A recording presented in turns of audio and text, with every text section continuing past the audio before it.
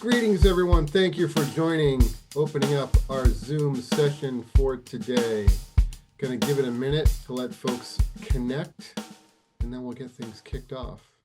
Happy you are all joining us. We see people from all around the world. We've got folks from our global partner schools here at the Rimon School of Jazz and Contemporary Music in Israel. I see our founder and president of the International College of Music in Malaysia, Irene Savari, Berklee alumna, is here. Awesome, Irene. Thanks for joining us again. Irene, nice to see you. See Berklee alum Helen Yap is here as well. This is very cool. This is going to be a fun session, building on our week of remote sessions with our global partner, the Rimon School. Yeah, very, very nice. I'll take a quick moment to say hi to Irene. It's been some time. My goodness, it's been since 2001, I think, when I visited ICOM, and we had a really wonderful time together. And I think I've seen you once subsequently, possibly over here, but nice to see you on the line. Great to see you, Rob. I'm looking forward to your presentation today. Hello, Fantastic. Jason. Hello, Ishar. Good nice to see evening. you all Thanks again. for joining again. Very cool. All right, so we're going to get everything kicked off. My name is Jason Camilli. I'm the Assistant Vice President for Berklee Global Programs and Partnerships. Welcome to day 2 of our Berklee Week with the Rimon School of Jazz and Contemporary Music. This is in lieu of our being on the ground with our partners, our founding members of the Berklee Global Network, an incredible institution, leading institution of contemporary music in the world. If you're not familiar with them, my colleagues that are joining me here today from the Berklee Global team, Associate Director Bree Tagliaferro and our Assistant Nick Politi are going to drop some links in the chat so you can get familiar with them, follow them online, and learn more about the amazing programming that they're doing. Joining us from Rimon today, we have our again Berklee alum. This is a Berkosphere thing. Berklee alum, the Deputy Director from the Rimon School, Mr. Ishar Schechter is here. Ishar, welcome. Hi, how are you? It's great to have you. Excellent. We also have, it's your chair of music production at the Rimon School, another Berklee alum, Oded Davido. Oded, thanks for joining us here, man. It's great Thanks to see you. for having me. It's great, seeing familiar faces. Yeah, this is an amazing session that we have planned today. I think in all the work that that we do as performing artists, as creators, probably in that creative experience, the group of people that we rely on the most are those people that have their hands on the technology, those engineers doing the recording, the mixing, the mastering. And today we have presenting the session somebody who I've had the opportunity to work actually for well over a quarter of a century now. An incredible musician, artist, engineer. He's our chair of music production and engineering. He's been with us at Berklee since 2000. He's continuing to work in the industry as a professional, as an educator, engineer, producer. He's been on staff in A&M Studios in Hollywood. His credentials are incredible. Working with the Rolling Stones, Sheryl Crow, Don Henley, Hall & Oates, Graham Nash, Bruce Springsteen, James Taylor, Ron Wood, Pat Metheny, scores of others. I've had the opportunity on a few occasions to actually be in the studio while he's been in the booth recording. Please join us in welcoming our chair of music production and engineering, Rob Jaczko. Rob, thanks for being here. Hello, good morning, good afternoon, good evening to all of you. Thank you very much for the opportunity, Jason, Ishtar, Oded, all of you to get together and chat. As you'll see for the next hour, I remain enthusiastic about these topics, and I think we have a lot to discuss and talk about the landscape of production in the world and the types of skills that I think you might need if you're a student on the call to go out and pursue a professional career in the entertainment industry. I was talking with the group before the open here that the specialty of recording, and I'm going to give you a little history of the music production and engineering department here in a minute, used to be a somewhat arcane science, art and science. You know, it was something that the folks perhaps in the 50s with their lab coats on up in the booth were very much removed from the process, and it was not in the public eye as to what we did or how we did it or why we did it, frankly. But these days, the observation is that you cannot be a wedding saxophone player, a general business musician, a singer-songwriter, a budding film scoring aspirant. You can't do any of these things without a professional level grasp on the tools of production and engineering. All roads lead through the technology for us to facilitate our art virtually no matter what aspect of the art you're personally involved with. And what we're lucky at Berklee in Boston is that our community, which is nearly 6,000 individuals strong in the city, virtually all activities run through the recording studios at one point. And Jason is exactly right. 25 years ago, we were working on projects together where Jason shows up with his horn and a killing horn section, and we're doing sessions. And frankly, it's one of the most satisfying things. And for me, being a Berklee alum myself, and quickly realizing when I started at Berklee that I was never paying the rent every month of every year by my drumming skills alone, I realized that my professional forte and my skill set really lay on the other side of the glass in the control room. And yet my experience as a trained musician is something I rely on every day to produce and to engineer, because I really view all of this technology as simply a tool towards the artistic goal. And if any of you have ever driven an automobile with a stick shift, um, Jason's giving me a thumbs up. I drive a stick shift car, and frankly, I love the active act of driving. There's a visceral engagement with this. But my point here is that I don't think about the action of clutch and gas and move the lever and release the clutch and so forth. I'm simply driving to Irene's house. I'm driving to Oded's house. And I view our command of technology very much in a similar fashion, where, yes, it's very complicated, perhaps.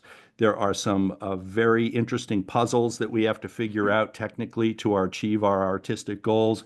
But frankly, I'm not interested in technology being the main focus of the activity. The main focus is to clear the path so that my artists can express their emotions and we can capture for other people to enjoy later, this expression. And so it's a sort of a Zen riddle, if you will, that we focus the major in music production and engineering. And I'm going to talk about MP&E and our new major, independent recording and production here, and define the differences. But I find it somewhat ironic that, yes, it's all about that, but it's not about that at all. So there's a little bit of a philosophical twist to this. Let me give you a little bit of a history of the area. I was personally in the last graduating class of the audio recording program at Berklee before MP&E began in the fall of 1983. So yes, that makes me old. When I was a student in the audio recording program, it was all about engineering. It was about microphones and consoles and schematics and flowcharts and, yes, analog tape machines. Berklee was state of the art at that time in the late 70s, and we had analog recording, 8-track, 1-inch 8-track analog recording, and a 1/4-inch stereo recording. And I remember fondly tremendous sessions in our studios with some of the premier Berklee ensembles that had rhythm sections and strings and horns and backing vocals all live. And my training at the time was to record all that to 8-track and to stereo simultaneously. And we live in a world of unlimited tracks and unlimited capability now, but frankly, I think some of that training where you really needed to make choices and you needed to be judicious about your technical planning These are skills that I think are inseparable from success in today's unlimited, undue landscape. So I still carry forward a certain measure of analog concept to my digital world of production. So I find that interesting. MP&E proper began in the fall of 1983. And the difference between audio recording and MP&E as we know it is the P word, production. The founder of the department, the departed Wayne Wadhams, was a brilliant man, child prodigy, played organ at Radio City Music Hall as a child, and was a famous songwriter and producer and studio owner and label owner, a real Renaissance man at the time in his life. And he came to Berklee and observed what was going on in the audio recording area and told the president at the time, "You guys are doing this all wrong. This is all upside down. Nobody wakes up in the morning and records a snare drum just because.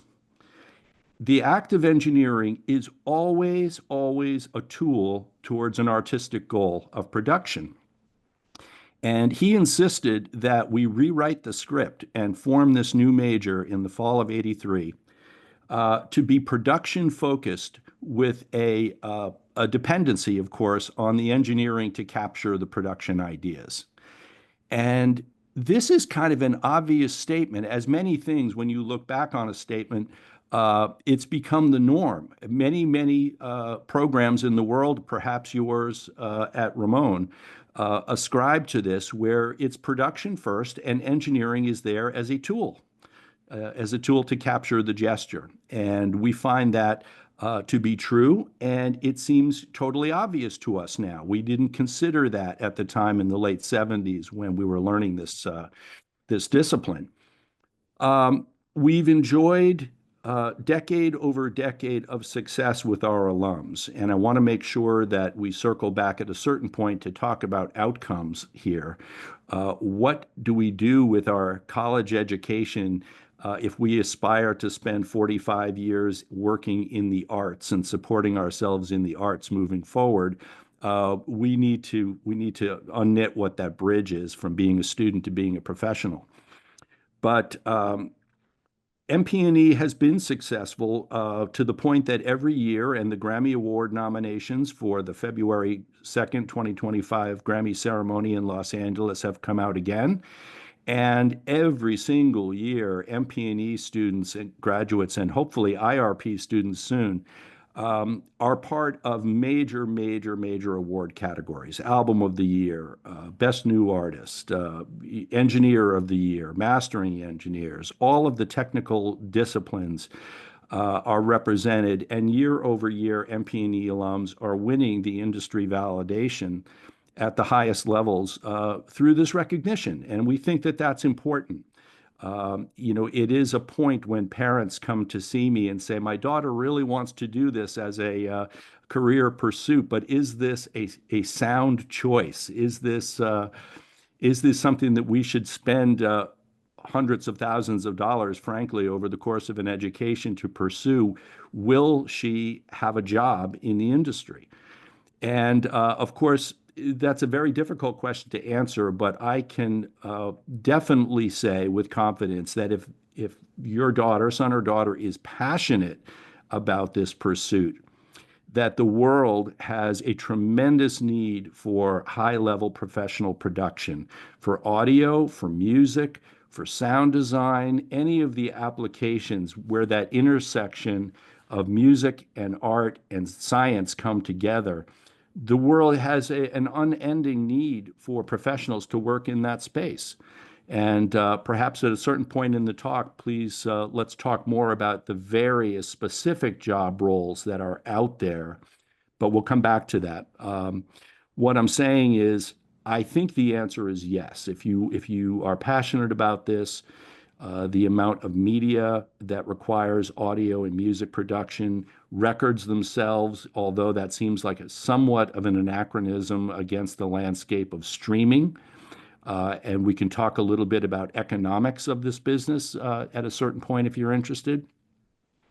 But all this to say that our training in music production and engineering had been successful for decades. Now, fast forward to 2000. We all remember exactly where we were in March of 2000 when we got the email saying, hey, I think this funny thing is going on in the world. We may have to take a week out of school to, get ahead of this weird virus. And we're like, wow, weird virus. What's that all about? Um, we were confident that, perhaps in a week time or 2 weeks time, we'd be back to business as usual. And as you all know, you sat in your bedroom for a year and you didn't see people. And perhaps you were challenged with your family being imperiled. Perhaps you yourself got COVID. Uh, and necessarily, our collaborative venture of music making came to a grinding halt. It was shocking. And in fact, it was so depressing. By nature, we're so used to the team sport of music making. Everything we do, even if we're a solo artist, there's still other people involved. For Berklee College of Music in Boston, where we have 6,000 humans on campus, to be shuttered and not be able to work in the recording studio and not go to rehearsals was a devastating blow. And obviously, every corner of the globe experienced this. And we all had to adapt in a certain way because being the creative folk that we are, we weren't just going to turn it all off and sit quiet until next year. We have things now to express, but we needed to find out new ways of doing that. So I'm saying all this as a backdrop of why we developed the new major of independent recording and production, which is divorced from the requirement that we work in a traditional recording studio setting. Now, there's two reasons that we pursued this. One is what I just said. We were estranged from each other, and we needed to rely on our own toolkits in order to work and to express ourselves. And we needed to develop new methods of remote collaboration where we could be at a distance and we could physically work with each other over the internet, as it were. And the second observation and motivation for developing IRP was that in MP&E, where we do rely on traditional studios, students apply from within the college to come into the major. And the reason that they do that is not to be elitist or exclusive, it's simply to govern studio time. We run our studios 22 hours a day, 7 days a week. Classrooms by day and student project rooms till 6 in the morning every day of the week. And when you look at that matrix, there's only X amount of human beings that you can support in that system. So being that, we are declining applications for more than 60% of the applicants from within the Berklee community. So you could have come from Argentina, come to Boston, expressly interested in studying in MP&E, and regrettably, due to the numerics, not have the opportunity to study with us. So it's heartbreaking. And frankly, it's the albatross the area has suffered for 41 years. I mean, this has been the problem from the beginning. So I say all this to say that independent recording and production was like the right idea at the right time. We needed to be self-empowered, learn new production techniques and skills, which frankly, post-COVID, we rely on many of the remote collaboration skills that we learned during COVID. It's become part of our toolkit that we operate with. And independent recording and production at Berklee has no barrier to entry. So if you want to study this, you simply sign up. Well, as evident of the success, in 24 months, we've only been up for 2 years now. We are the third largest major at Berklee, only behind performance and contemporary writing and production, but we're riding right up behind CWP in terms of numbers of majors. We have today and we're into registration for January now. We have 450 majors and 37 faculty from zero 24 months ago. Explosive growth of an idea. So that's a tremendous success story, but with success becomes challenge. We are challenged to meet the demand of resources, even though we said there'll be no access to our traditional studios. We still have to provide a certain measure of infrastructure. Everybody pursuing this needs to hear music over speakers, which we cannot offer enough mix suites right now in critical listening spaces to meet the demand. So in the evolution of this, of course, MP&E has had decades to sort these concepts out. IRP is only into its third year as of September. So we are adapting as an institution to see how we meet the needs of young professionals that need to learn these skills and be empowered with tools from our side, in addition to the tools that we require them to own. So what do we ask of IRP students? Jason, I think you're sending around to some links, perhaps to the program in the chat. If I will circulate at the end of this a document that can be shared to everyone on the call that has all of the links to all of the things we're talking about, so you can review later. But IRP students have a technology requirement. In order to join the major, there's no barrier to the major. As I said, we simply sign up. But the quid pro quo is that we require students to have a little bit more equipment in order to be self-directed. What that means is we require a minimum of a 4-channel audio interface. That means 4 inputs at one time. And if you have 4 inputs available to you with some microphones, you could record more complex things like drum set, for example. 2 overhead mics, a bass drum, and a snare drum is 4. And we could record a professional sounding drum set with 4 inputs. So we require a more advanced interface. We require 4 microphones, 2 dynamic and 2 condenser microphones. And I'm assuming everyone on the call might know the distinction between dynamic and condenser. They behave in slightly different ways. We require the necessary interconnects, so cables, stands, headphones, and an additional suite of software. So when we look at the menu of required additional elements to participate in the major, this package can cost a student roughly $1,500 for the hardware and the additional cost for the software. If you have more financial means than your neighbor, then of course you could buy more sophisticated versions of all the requirements on the list. But fundamentally, we require everyone to be fitted out, if you will, with a baseline toolkit in order to pursue the engineering component of IRP. And I think that that's an important distinction because in MP&E, of course, we're working in some traditional studio settings where we have a $100,000 mic locker, we have a $250,000 console or a $500,000 console in an acoustically designed space. So we don't need to bring infrastructure in MP&E, but IRP students would require that. When we proposed the major during COVID, we glibly joked that this was a pandemic-proof major. In other words, when the college closed during COVID, MP&E came to a grinding halt.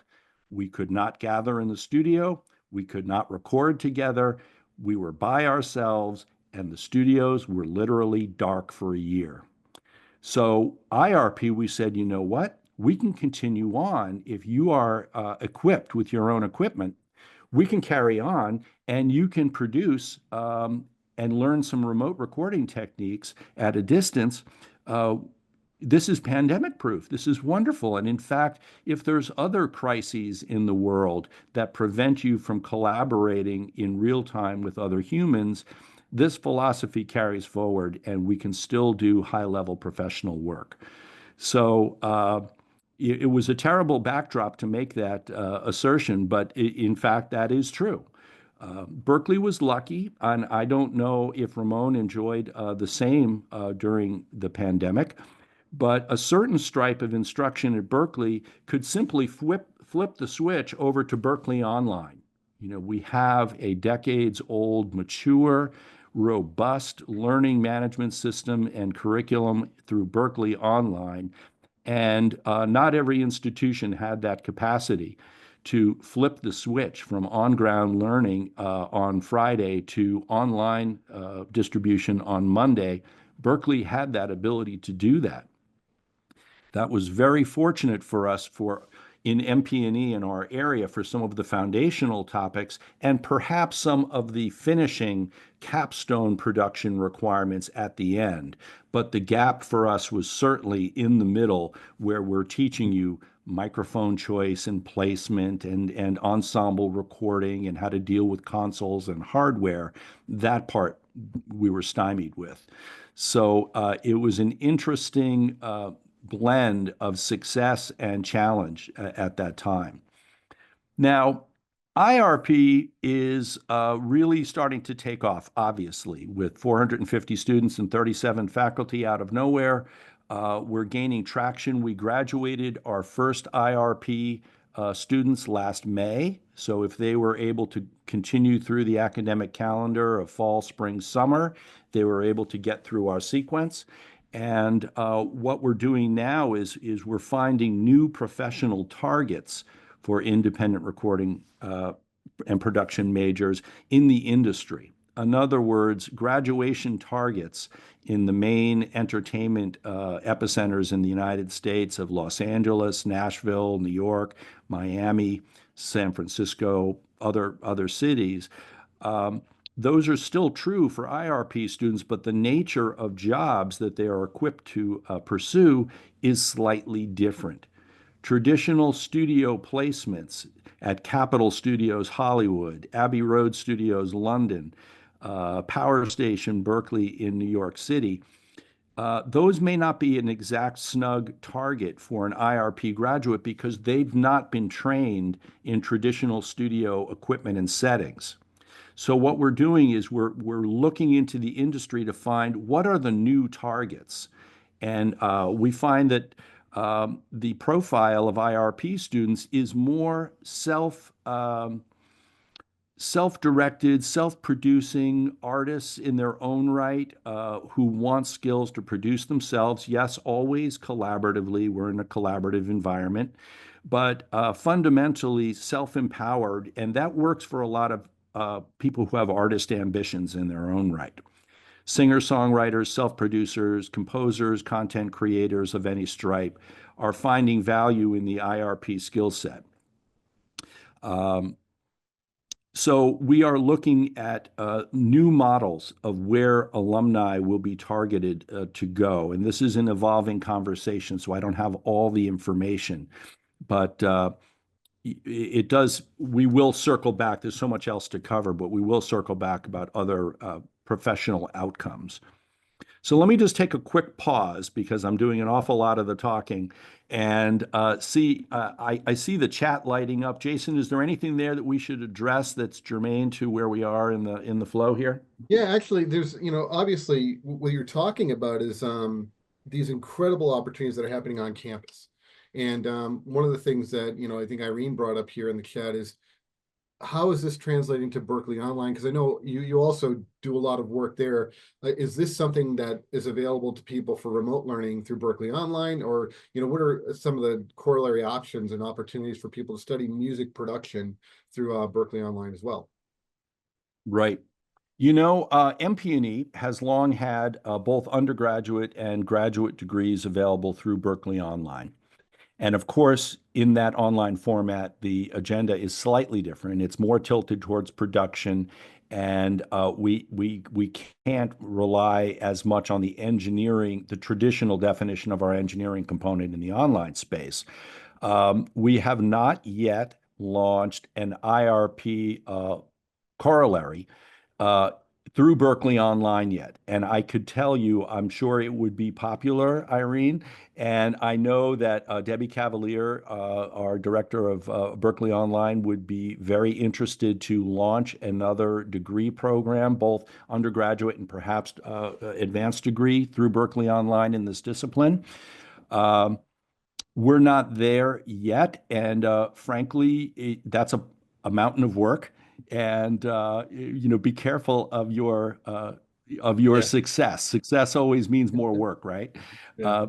I'm smiling when I'm saying this, but it's an obvious target, and I think it's an obvious answer.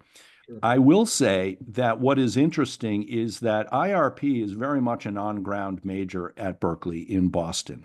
However, there are a series of classes that we do deliver remotely. And this may be interesting even today to some of our global partners because some of these core requirement classes, production analysis, critical listening, some of our mixing curriculum, there's a business piece, there is mastering, which is a required terminal course alongside the capstone. These are being offered remotely and being staffed by faculty who are largely Berklee alums all around the country.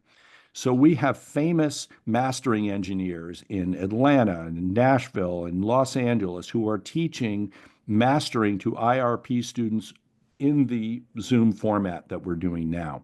Yeah. There's an upside and a downside to this. The upside is that we're capturing professionals to be in front of our students that would have no other capacity to move to Boston and forego their career in Los Angeles to teach with us. And on the other hand, I fully recognize that even years out of COVID, spending a lot of time on Zoom for some people, myself included, is a little bit of a challenge. And yet, there's a vast number of people, as evidenced by the tens of thousands of students through Berklee Online, that the world has an appetite for this information and are willing to work in this format for access to that information. So, broadly speaking, yes, I could fully see degree programs, advanced degree programs through Berklee Online in IRP. And I will say that the courses on ground that we do offer in the IRP major that require an online component, some of which I would like to be on campus. I think more time that we can spend together working in real time collaboratively is always a bonus. But I fully recognize the benefits of being able to staff with faculty who are specialty faculty from a distance. So I think there's a balance in there in the middle. MP&E, traditional MP&E, by contrast, does not have an online component to it, in the campus degree program.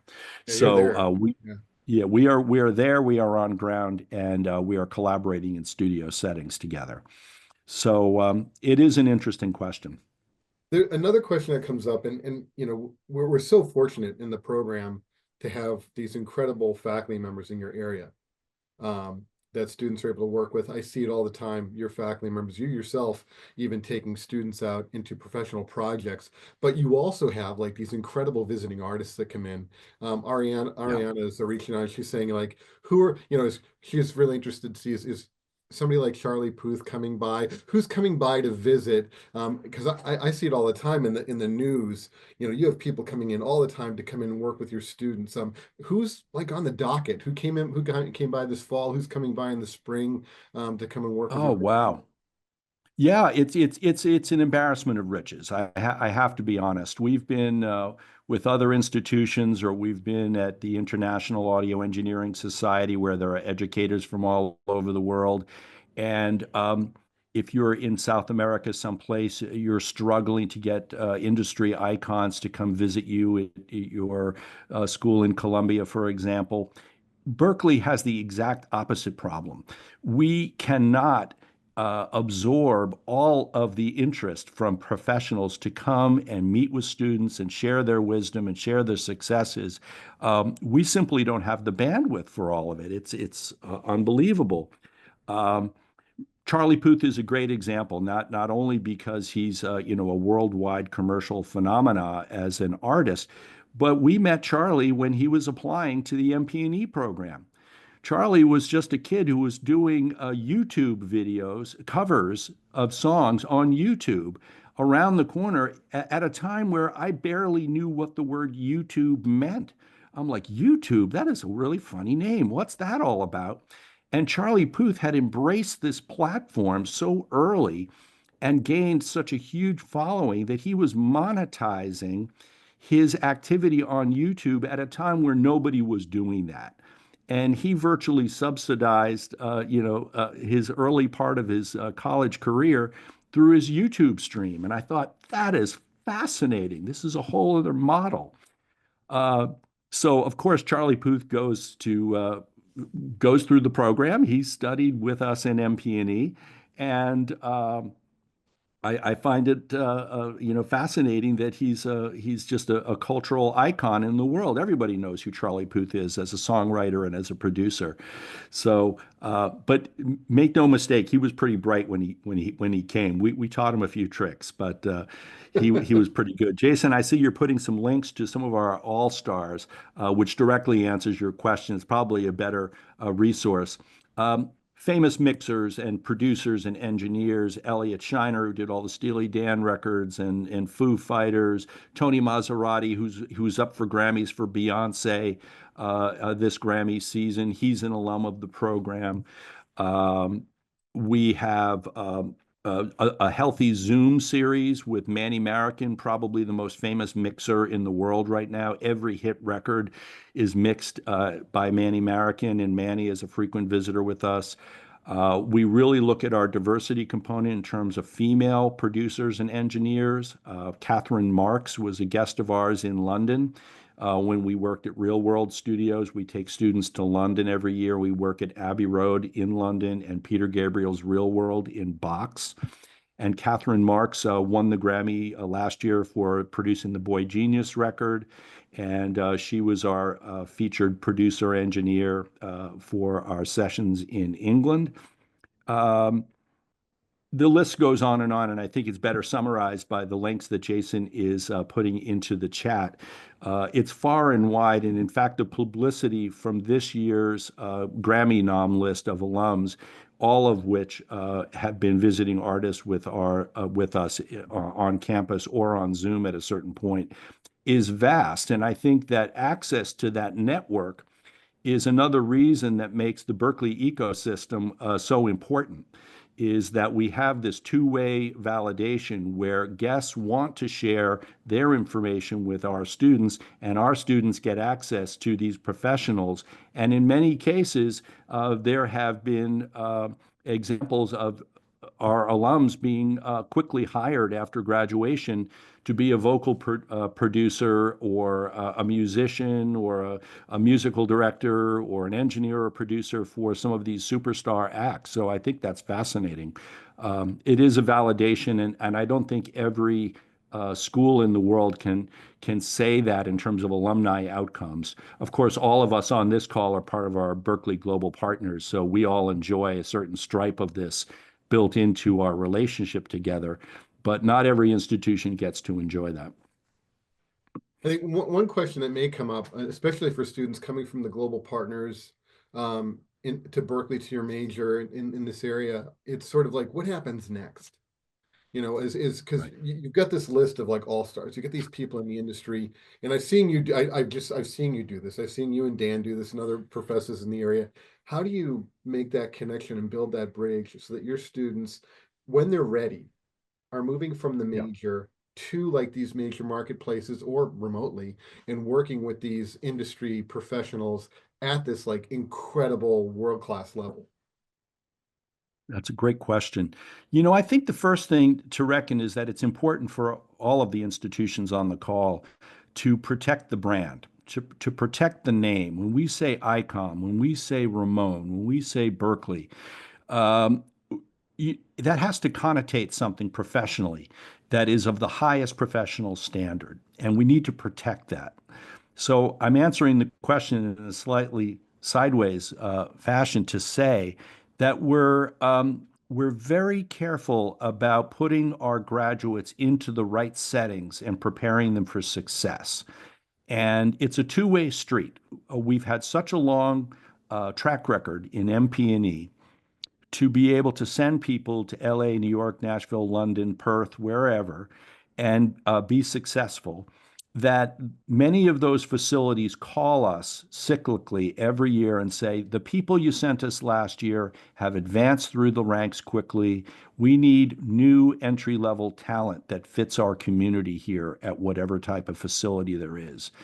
And we then take that request and try to handpick the profile of senior students who are graduating and look at their personal characteristics, their work ethic, their technical skills, and recommend students who are the right match for the culture, the professional culture they might be stepping into. And of course, that is a difficult thing to do at scale. We have a career services center under Stephanie Henning here, and her area does a tremendous job about interfacing with the profession and the alumni network and students that are in the programs, all the programs at Berklee as they matriculate to the world. But we, through reputation and by hand curation, really try to position students to succeed at a professional facility and also ensure that the reputation, our reputation of sending qualified people as best we can to succeed at a facility in Los Angeles or in London, that's really important to us, and we take that carefully, under consideration when we put forward names and make introductions. But that being said, there are more professional targets that we simply don't have the access necessarily to hand curate. And one of those is, for example, in live sound reinforcement.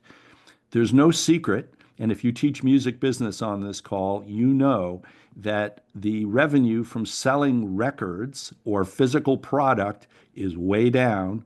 We are earning money from recorded music in streaming, although that's contentious because of the rates of compensation for our creative output through streaming services. Unless you have 10 billion views like an Ariana Grande, you're not really supporting your family by your streaming revenue. But what I can tell you is that post-COVID, live touring is way up. Our cultural appetite to be in a room with 10,000 people that share the same passion for the artist as you do has kept our live touring industry extremely healthy. And if you've been to a show in the last handful of years, this isn't just setting up a couple PA speakers and a few microphones on stage.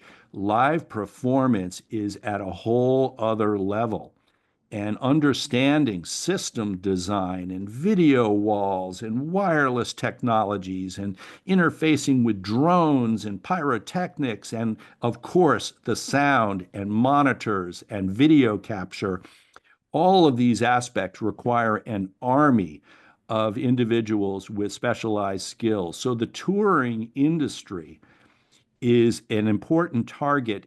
And frankly, we need to be better embedded with the major tours that are out on the world right now. So when Taylor Swift goes out, Olivia Rodrigo, Snarky Puppy, I mean, pick a band that is successful. We need our people to always be part of the crew, part of the support network. And they are, but not necessarily because we hand curated those relationships. It's just by virtue of being armed with musical and technical and teamwork collaborative skills that they found their way into this. But I'm saying that we feel internally that this is an area we need to do better. We need Claire Brothers and the big backline suppliers of tours need to be calling us daily looking for people to join their crews. So this is an area of growth. And if you have a program on the call, I might suggest you be thinking about live sound and live support as an application of those technology and musical skills as a target, a professional target. Yeah, it's so interesting. I mean, I was as a point in this description you're talking about, I was uh, noting like what happened last year when Taylor Swift came to like Gillette Stadium, which ladies, folks that are here, Gillette Stadium is our big football stadium here in New England. And I think, what was she there for 3 days? And it's like, I don't know, 60, 70,000 people. It's a massive rolling endeavor. And it's like moving in a village of people to put on, this very intense, almost epic style show. And there, like you said, there's the appetite. People are paying that ticket price. They won't buy the album. I have a room of vinyl. I love my media. But folks are Yeah. willing to, like, they want to be at the experience. And so that live experience and the sound engineering and just sort of that epic presence, making that band sound or that artist sound, like they're, right in front of you and you're in that stadium is an incredible thing. And yeah, I love what you're talking about there. Maybe Rob, I know we're getting toward the end of the session. Would you like to, is there anything else you want to share before we just open up to any questions from our guests? There are a couple. Oh, there's so much time, Jason. An hour doesn't even begin to scratch the surface. We're just Exactly, but we want to we're leave getting them coming started back for here. more. We can perhaps do a part two. I wanted to talk about, and I'm going to include links to this in this document I'm going to send you all, and I'll post this in the chat before we go. There are some technologies that are appearing that are very important for us to embrace in terms of our own personal production paradigms, but our capacity to collaborate with each other at a distance. I should be able to record a killing bass player at Rimon or a horn player at ICOM in Kuala Lumpur just as easily as I can going to the 160 building here in Berklee and going to our main studio. And there's a couple technologies that we're using for this remote collaboration purpose that I want to draw your attention to. One, you're obviously familiar with Zoom. We're on Zoom. 4 years ago, we never heard the word Zoom, and now I can't get off of Zoom. It seems like my entire day is spent on Zoom in some fashion. When producing at a distance with somebody, yes, we're using Zoom to see each other, but we're using a technology called audio movers. And I'll drop this link in the chat separately, but we're gonna share all these links together.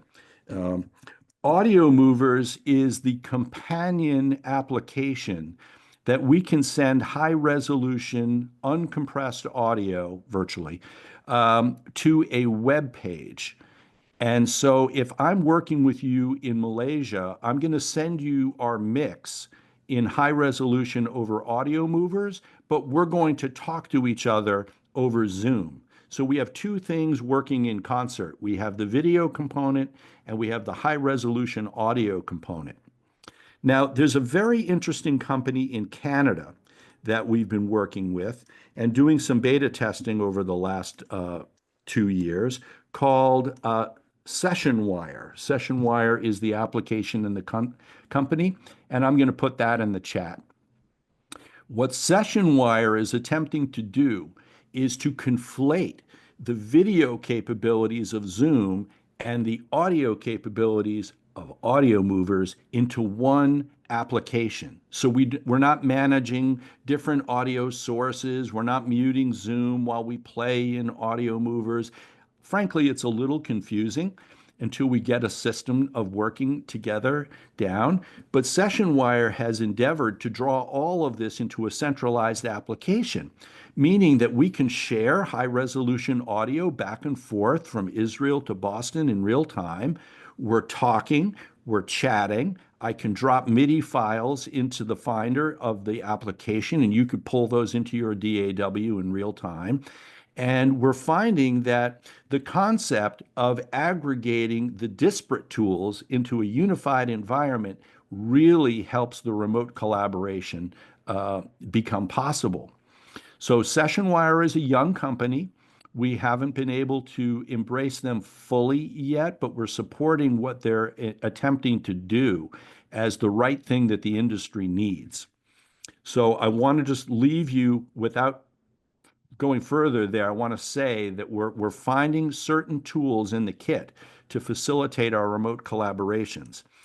Another one, very important, is at your studio or at your school, the biggest challenge is how do you listen critically? Like how do we hear the music and ensure that what we're hearing is actually what others will hear when the music leaves our studio and translates into the world?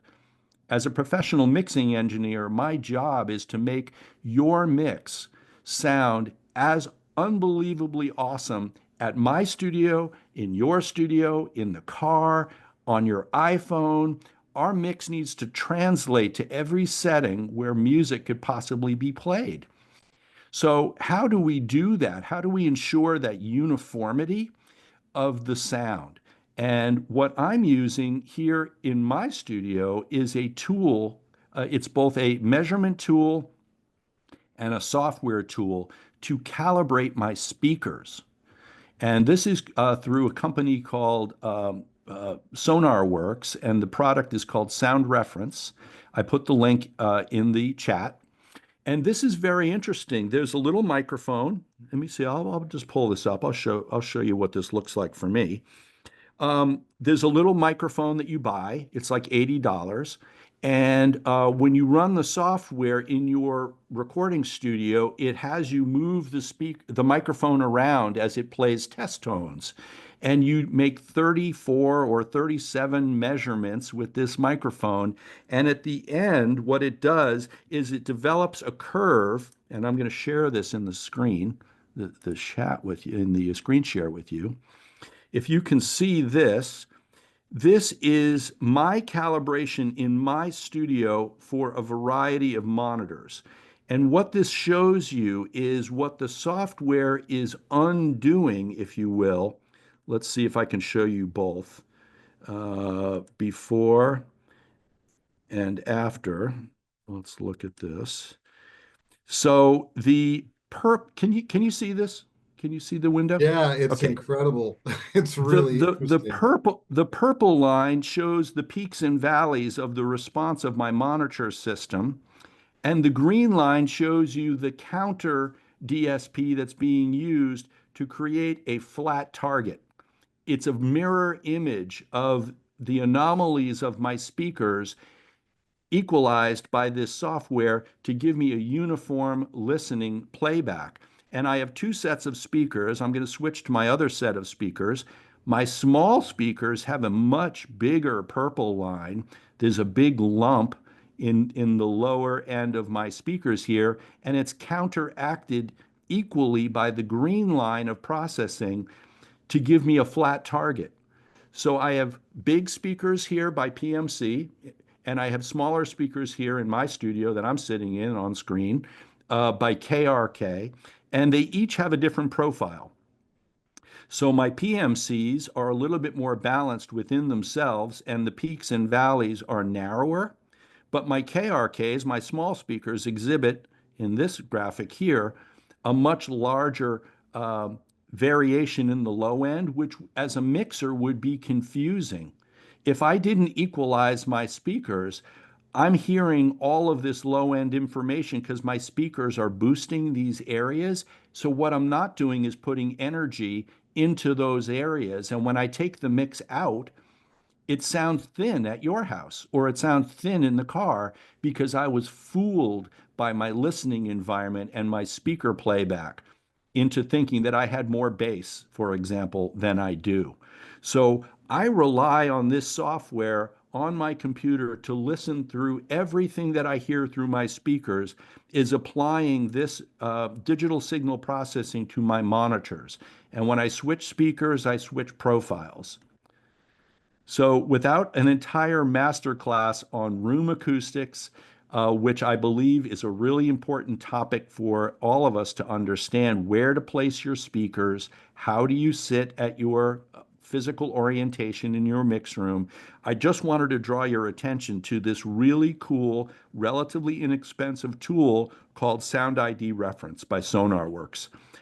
My mixes, I just sent 2 projects to mastering, and I got them back last night. And I spoke to the mastering engineer and I said, please tell me, when you heard my mixes in your mastering room, what did you have to do? Was it showing up some errors in my judgment here when you heard it objectively? And they answered, it sounded perfect. It sounded balanced. The low end was in the right place. The high end was perfect. Their vocals were in the right spot. And I can attribute that success to being able to actually hear what I'm mixing. So adjusting my listening environment through using a tool like this, among others, is very important. And I think that that's an easy way to be more successful more quickly in your own personal space that has not been designed by a professional acoustician and studio designer. That right there is is worth the price of admission, Rob. That's pretty It's an incredible. important one. It's an Yeah, important. goodness. Especially with the independent recording and production major. I mean, just like I'm thinking of like, now I need to do that in here. I really could actually get that. I'm missing that. Yeah, I think so. I think so. I realize we only have a couple minutes, but if you would indulge me, just to share one more resource with you, we've had meetings recently with Sony. The Sony Corporation has come from Japan, and they have a new tool which I believe is very important for IRP, for everybody, but for IRP specifically, style of work. And that is called the new Sony Virtual Mixing Environment. And what this is in short, and you can explore these links, what this is in short is that today Sony comes and measures your ears in a space. So they came to Boston from Tokyo and from New York, and they came to Boston and they put microphones in our ears and played test tones in our immersive Atmos dub stage. And what that created was a profile of my head, the physicality of my nose and my ears in the listening space, and they made a signature. They took a signature of my head in the listening space, and then they transposed that into a preset so that when I use their headphones at home, it sounds like I'm sitting in the studio. It was remarkable. I mean, I have never seen anything like this. In fact, the famous rapper Flava Flav, if you've ever heard of Flava Flav, the famous rapper, was on Berklee campus because his son was visiting colleges. And Flav came by the studio when the Sony team was in making these measurements. And Flav and his son got measured and heard this demo, and he flipped out. Flav has the big clock on his chest. He's an icon in the rap and hip hop industry. He was so excited about this technology that we could be measured and put the headphones on and be in any environment predictably every time, anywhere in the world, was a revolutionary concept. So all I'm saying is there are new horizons. There's new worlds of technology that are facilitating this professional level work where, yes, in an ideal situation, we're in a $1 million design facility, but frankly, many of us are not working that way. I'm in a beautiful room. John Storick, who designed our Berklee studios, yes, did help me design this room. But we didn't do any construction. We did surface mount acoustic testing. And the last link I'm going to share, and then we can draw this to a close because it's 11 o'clock, is the analysis software that John Storick, remember, John Storick, if you don't know his name, he is probably the most famous studio designer in the world. His very, very first project ever out of Princeton Architecture School was Jimi Hendrix's Electric Lady Studios in New York 50 years ago. So John had a home run hit in his very first project out of architecture school and has gone to build 4,000 rooms in the world. Well, John worked with me during COVID because he teaches with us in the spring, and we used an analysis software. The acronym is called NIRO, and that's a complicated acronym, but it's in the chat here. And we analyzed my room for those lumps and valleys that I showed you with the sound reference measurement, but he did it on a grander scale for the room itself. And instead of imposing an EQ curve that was the opposite of the peaks and valleys in the software, we put up physical product. So you can see all sorts of panels in my room with perforations in them, acoustic treatment that makes the physicality of my room more balanced. So between balancing my room and the sound of music in my room and then finishing that with the sound reference software, I have a very, very accurate mix room here, and I'm turning out Grammy-nominating world-class projects from this room. Fascinating time we live in. Yeah, this is mind-blowing. I mean, you're absolutely right. I know, Rob, we really appreciate your time getting into the work you're doing in the major, the things that are happening on campus, the design of the new major, and just like dropping this on us here as we get to the end of this session. I know that my colleagues, we have our partners from Greece here as well. We have Irene Oh, wow. from Malaysia. We've got other folks here. At some point, and you and I have talked about this, we really need to get you back out in the world. I know these people Oh, would love definitely. to have you on their campuses. So we really need to figure that out. Yeah, and Irene's like, yeah, let's do this. Yeah, 'Cause definitely. yeah, I've not had a chance to visit Rimon yet. That's on the list. Irene and I haven't seen each other in quite some time, but I did have a wonderful visit when I came to Malaysia. And as I said, I'm enthusiastic about these topics. I'm enthusiastic that we collectively, all of our institutions, are right at that intersection of education and art and science. And what we do is so important to the future of culture. So, I want to get back out in the world. I want you to come to Boston, be in our facilities, open invitation to all of you. And I just want to say thank you to Jason and his team for facilitating this chat this morning. yes, thank you, Rob. And folks that are here, please, I'm going to drop in the chat. Rob's department obviously has an Instagram channel, so please follow them online. Continue to follow us at Berklee Global as well. I invite Irene and our partners from the other schools to drop in their social media as well. You can obviously follow me if you want to get in touch with me and our team at Berklee Global. And this is day 2. I mean, we had Dr. Richard Carrick here yesterday talking about our composition department. Rob, we've got you here today. Tomorrow we have Valerie Orth from our songwriting department who's going to be doing some live critiques of Ramon's student songwriting projects. So Nice. while we can't be there on the ground with our colleagues Izhar and Oded and the team, we're hoping to get to you soon as the world moves to a better place. But we really appreciate the opportunity to connect with all of these incredible artists. Thanks to all the students from Rimon that are here and all the other folks here. I see a few Berklee alums that are in the group. We invite you to go to our link tree and you can register tomorrow for tomorrow's session. And then on Friday, we have a special session. We have our chair and assistant chair of the guitar department, Dr. Kim Perlak and great. Cheryl Bailey are going to be here. You got to come and check out this session as well. Just as Rob and Richard and their departments are evolving and doing incredible new things, our guitar department has a lot of new information to share as well about the updates in their curriculum and what's happening with the world of performance for guitar performers. So it's a great opportunity to connect in this week. While we can't be with all of you in person, let's take advantage of these spaces to connect and hear from these incredible artists and practitioners. Izhar, any final words from the Rimon team before we break for today? Amazing. Rob, thank you so much. Jason, Oded, it's so great to see all of you from all over, to see our students here and to see students from so many places. This was really mind-blowing, Rob. Amazing. Fantastic. I'm glad you found it.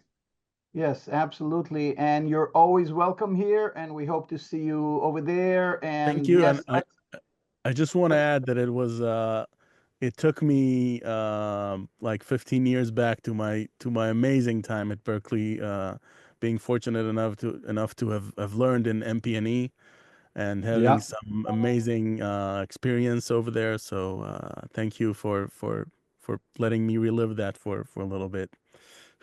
Oded, it's so gratifying to see the level of professional success. I am not surprised. You were a standout student at the time. Thank you. We follow all of your successes vicariously, and it's just great to see where you are now. And we're happy for you. So good on you. Thank you very much. Again, Rob, truly appreciate your time, and I'm looking forward to more engagement with you and with our global partners. Folks, wherever you are in the world, have a great evening, have a great day, continue making great music, and remember to always appreciate your colleagues in the studio, our music producers and engineers, for all the awesome work that they're doing. Wishing you all the best, and we'll see you tomorrow, same time with the songwriting department. Take care, everybody. Bye. Thank you. Take care. Good night.